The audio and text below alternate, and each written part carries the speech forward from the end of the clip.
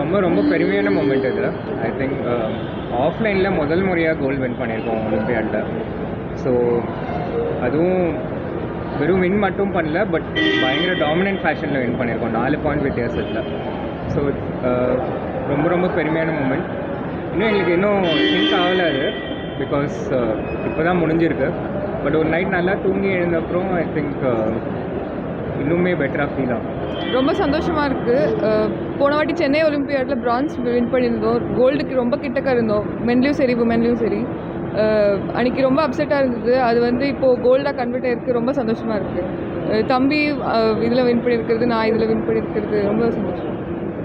நம்ம அதான் சார் சொன்ன மாதிரி ஆரம்பத்துலேருந்தே நம்ம டாமினேட் பண்ணோம். செஸ் ஒலிம்பியாடில் இந்த அளவுக்கு ஒரு டாமினேஷன் இதுக்கு முன்னாடி நம்ம பார்த்ததே கிடையாது. ஸோ இது எப்படி சாத்தியமாச்சு? இந்த வெற்றியை நம்ம எப்படி செலிப்ரேட் பண்ணணும்னு நினைக்கிறேன். அதான் அவங்க ஸ்ரீநாதன் சொன்ன மாதிரி வந்து அதான் ஒரு நைட் தூங்கி எழுந்து இது பண்ணுற மாதிரி தான் இருக்கும்னு நினைக்கிறேன். மென் டீம் வந்து கம்ப்ளீட்டாக டாமினேட் பண்ணாங்க, நிறைய டிஃப்ரென்ஸில் வின் பண்ணியிருக்காங்க. உமன் டீம் வந்து நடுவில் ஒரு கேம் விட்டோம், அதுக்கப்புறம் திரும்ப கடைசி 2 மேட்சஸ் வின் பண்ண வேண்டியதாக இருந்துச்சு. அது வின் பண்ணது வந்து ரொம்ப சந்தோஷமாக ரொம்ப சந்தோஷமாக இருக்குது. ஏன்னா போன வாட்டி அக்கா சொன்ன மாதிரி ரொம்ப கிட்ட வந்து 2 டீமே ரொம்ப கிட்ட வந்து கடைசி நேரத்தில் தான் வெற்றி தவற விட்டோம். ஸோ இந்த வாட்டி அதுவும் ஓப்பன் டீம் இவ்வளோ டாமினண்ட்டாக வின் பண்ணியிருக்கோம். ஸோ அதுவே ரொம்ப சந்தோஷமாக இருக்குது. அண்டு எங்களுக்கு ஆக்சுவலி இன்னும் அண்ணாவும் அக்கா சொன்ன மாதிரி இன்னும் சிங்க் ஆகலை. ஏன்னா நேற்று தான் முடிஞ்சுது, உடனே ஏர்லி மார்னிங் ஃப்ளைட் எடுத்து வந்துட்டோம். ஸோ இன்னும் ஒரு நாள் போனால் தான் லைக் ஆக்சுவலாக நம்ம வின் பண்ணியிருக்கோன்றது இன்னும் ஃபீல் ஆகும்.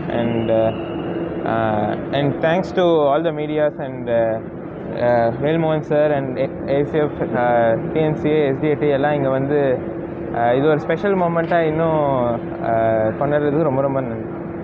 இந்த யூஎஸோடைய காம்படிஷன் எப்படி இருந்துச்சு? நம்ம கரண்ட் சாம்பியன் உஸ்பெகிஸ்தானுடைய நம்ம ட்ரா பண்ண ஒரே ஒரு ட்ரா அது மட்டும்தான். ஸோ அந்த எக்ஸ்பீரியன்ஸ் எதில் நம்ம டஃப்பாக இருந்துச்சு அப்படின்னு ஃபீல் பண்ணுறோம். எல்லா மேட்சஸுமே டஃப் தான்.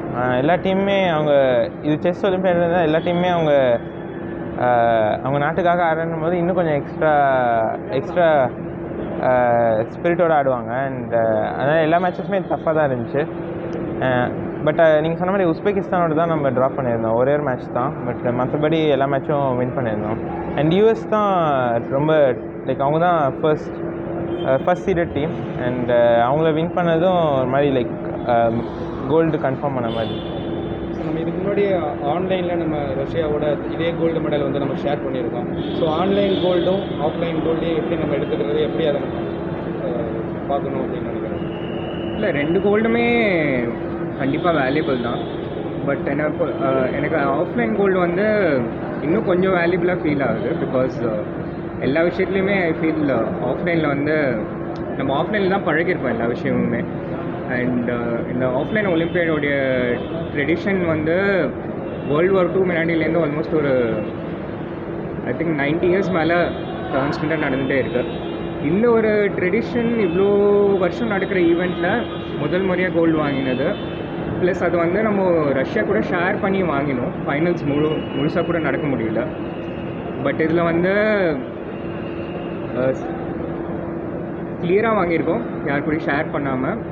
அண்ட் நம்ம தான் பெஸ்ட்டு டீம் அப்படின்ட்டு எந்த விதமான சந்தேகமும் இல்லாத அளவுக்கு டாமினண்ட்டாக வின் பண்ணியிருக்கோம், ஓப்பன்லேயும் சரி உமன்லேயும் சரி.